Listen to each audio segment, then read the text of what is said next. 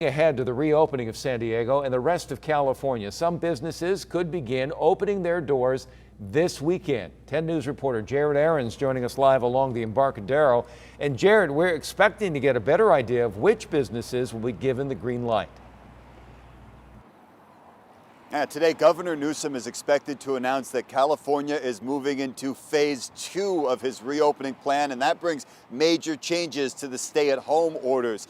Phase 2 will allow places like bookstores, clothing stores, sporting goods stores, and also, just in time for Mother's Day, florists to reopen. The governor says this is the second phase of a 4-part plan to reopen the state. And while we wait to hear the details of his plan for today, San Diego County has already announced some fairly strict safety guidelines for any store that is allowed to reopen.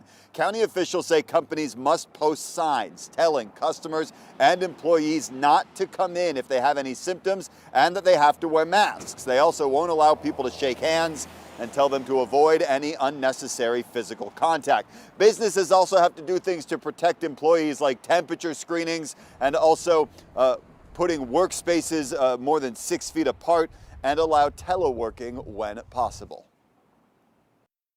The reality is the only way we can come out of this and not see massive significant spikes is by changing our individual behavior and having ready surveillance in place to identify any individual out there with symptoms as best we can. Despite the reopening calls, some local leaders here in San Diego County are saying the governor is not doing enough. They are urging Governor Newsom to allow local governments to have more control over what gets to open and when. Meanwhile, the governor says he's looking at 6 indicators, including testing capacity, hospital capacity, and also the ability to track people with the coronavirus before deciding when to go into the next phase. Live downtown, Jared Aarons, 10 News.